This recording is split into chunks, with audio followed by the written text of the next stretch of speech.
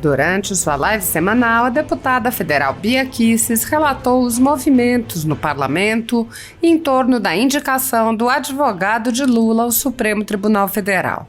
A deputada relatou: o líder do governo no Congresso, senador Randolph Rodrigues, disse que Alcolumbre quer ler o requerimento da Sabatina de Zanin na próxima semana.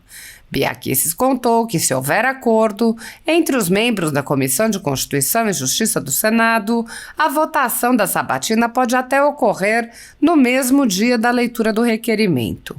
Ela disse: o plano é que até quarta-feira, dia 21 de junho, o plenário do Senado já tenha referendado o nome do advogado de Lula para o Supremo. A deputada disse: isso é muito grave. O Lula está indicando seu advogado pessoal. É muito mais grave do que ter indicado alguém que foi advogado do partido.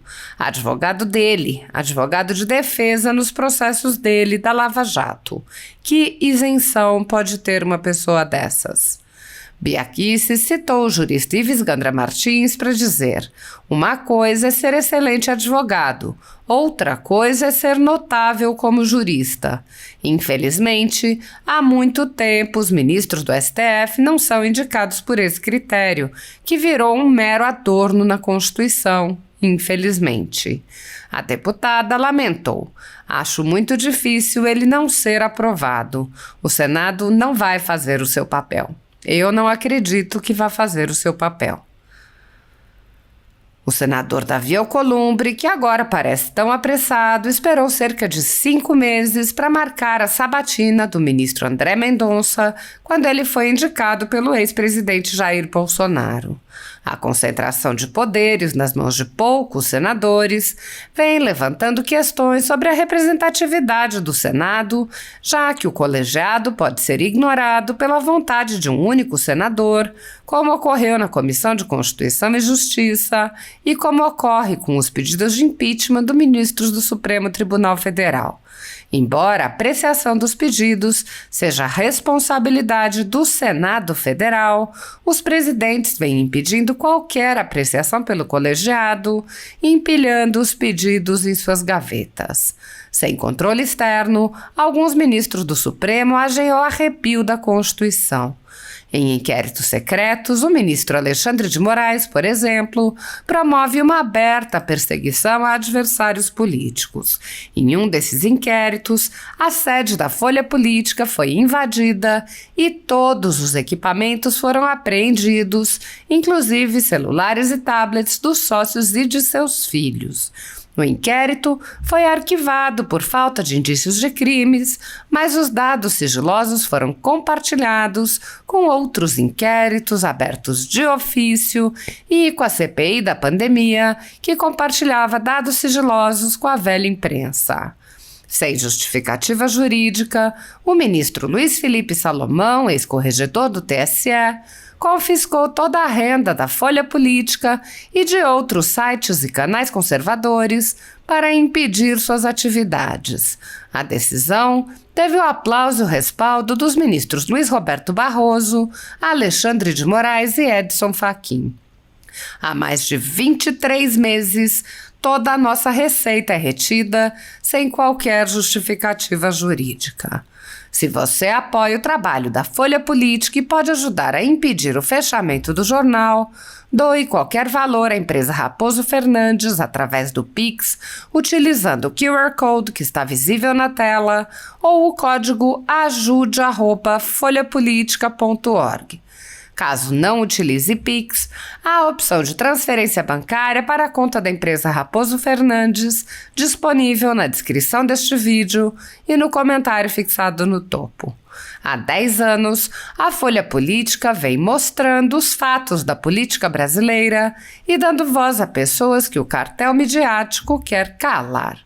Pix ajude@folhapolitica.org.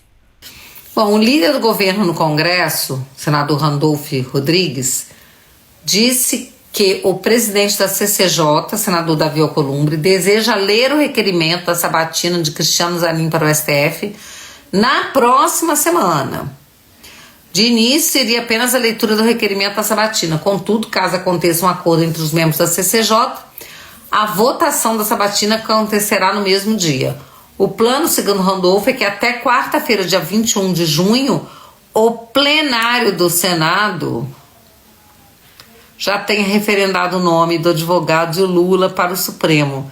Zanin já está procurando senadores, inclusive da oposição, e o senador Jacques Wagner, do PT da Bahia, está coordenando esses encontros. Zanin fará contato com cada membro do Senado, explicou o líder. Gente, isso é muito grave. É muito grave porque o Lula está indicando o seu advogado pessoal, né? É muito mais grave do que ter indicado alguém que foi advogado do partido, advogado dele de defesa dos processos dele da Lava Jato. Não, que isenção tem uma pessoa dessas? É terrível. Então, assim, como disse o doutor Ives Gandra, o Zanin pode ser excelente advogado. E ninguém duvida disso, é óbvio que ele é excelente advogado. Tanto que ele conseguiu que o Lula fosse descondenado. Mas uma coisa é ser excelente advogado, outra é ser notável como jurista, né? Infelizmente, há muito tempo, né, que os ministros do Supremo não são indicados por esse critério, que virou, como ouvi dizer aí, um mero adorno na Constituição, infelizmente. Mas vamos lá. Acho muito difícil dele não ser aprovado, de fato. Porque o Senado não vai fazer o seu papel. Eu não acredito que vai fazer o seu papel de realmente, né? Aliás, eu achei interessante o seguinte: disseram aí nas redes rolando, né, para fazer a seguinte pergunta ao Zanin: se o Lula foi absolvido pelo Supremo. Se ele disser que sim, ele mostra que não tem notável saber jurídico nenhum.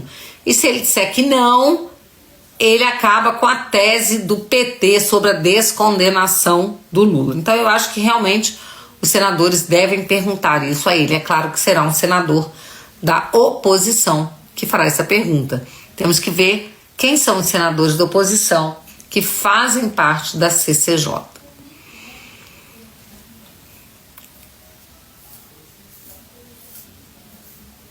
Bom, já falei sobre o nosso encontro com o governador.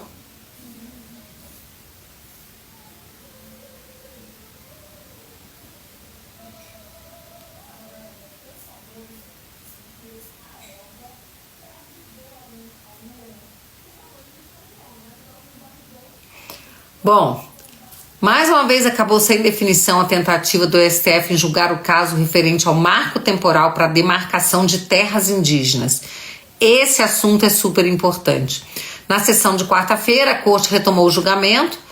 Primeiro a ter a palavra no dia foi o ministro Alexandre, que votou para derrubar o marco temporal, que é essa lei que a gente acabou de aprovar na Câmara e que está pendente de aprovação no Senado, tá? Está aguardando o Senado votar. Em seguida, ele seguiu o entendimento do relator, que é o ministro Fachin. Marcaram posição a favor da chamada tradicionalidade. Nunes Marques, por sua vez, havia votado pelo respeito ao marco temporal, ou seja, com a demarcação de terras sendo definida em casos ocupados por povos originários até a promulgação da Constituição de 88, e o julgamento, contudo, não seguiu adiante porque o ministro André Mendonça pediu vistas. Ele prometeu devolver o tema para análise do STF o mais rápido possível. O caso sobre o marco temporal de terras indígenas tem como base o recurso apresentado pela Fundação Nacional dos Povos Indígenas, a FUNAI. Deixa eu explicar uma coisa para vocês, pessoal. O que é o marco civil? O marco civil não, desculpa, o marco temporal. É o seguinte: todo o Brasil era habitado por indígenas antes do homem branco chegar aqui, evidentemente. O que é quem é contra a demarcação quer? Que é contra o marco temporal quer? Que a qualquer momento, qualquer terra desse país, rural ou urbana, possa ser declarada terra indígena, tá? porque o índio já pisou ali. Então, você que tem a sua casa, ou mesmo os moradores de Ipanema, de qualquer lugar desse país, porque não é só terra rural não, pessoal, tá? Se houver um estudo que diga que aquela terra era terra indígena, a União vai lá e expropria os proprietários, toma deles as terras sem nem direito à indenização, tá? Gente, isso é de uma insegurança jurídica atroz. E o que o marco temporal diz? Que o que era terra indígena, que foi considerado até a promulgação da Constituição de 88, ok, a partir de então não se pode mais fazer demarcação de terra indígena. Agora presta atenção, gente, os indígenas são menos de 1% da população brasileira e já tem 14% do território nacional, tá? O Supremo, pelo visto, quer que possa aumentar isso, dobrar, porque o Lula já fala em dobrar as terras demarcadas, dobrar. Então, gente, a gente precisa, por uma questão de segurança jurídica para esse país, para qualquer um que seja proprietário de um pequeno terreno que seja, de uma pequena casa, você poderá ser expropriado a qualquer momento se esse negócio não passar. E é preciso respeitar a decisão do Congresso Nacional. A Câmara já votou, o Senado não votou ainda, porque eles estão segurando lá. Eles precisam, o Pacheco precisa pautar esse tema. É a Câmara que tem que decidir. Não se pode deixar o Supremo decidir e ainda acusar o Congresso de inércia. Tem mais de 16 anos que esse tema está esperando para ser votado. Eu votei esse tema, aprovei na CCJ quando eu fui presidente lá, debaixo de flechada de índio, debaixo de gás que a polícia teve que soltar, mas nós aprovamos e com uma folga muito grande. Eu tenho certeza que se o Pacheco pautar, também será aprovado no Senado. Léo Ivo, participando aqui do Superchat. O Congresso se acovarda a cada dia que passa. Precisamos de mais Biaquices, Carlos Zambelli, Eduardo Girão e Magno Malta. Reajam. Obrigada, Léo Ivo. Nós estamos trabalhando sem parar, né? Agora, infelizmente, nem todos têm essa visão, nem todos têm essa garra. Muitas pessoas não estão nem preocupadas com isso, né? O que é muito triste e lamentável. O André Beck disse, essas terras é para ser vendida para China, Rússia, Irã, França, Holanda, Noruega. Com certeza tem muito interesse internacional nessas terras. 2.325 pessoas aqui pelo Getter, agradeço a presença de vocês, quase 500 aqui no Insta e 1.046 aqui, 1.212 já passaram aqui pelo nosso, já deixaram suas impressões aqui pelo StreamYard, e eu peço a vocês que compartilhem essa live, porque as redes seguram, as plataformas seguram, né? Porque sabe que a gente fala de assuntos que desagradam aí a muita gente, né? Então vamos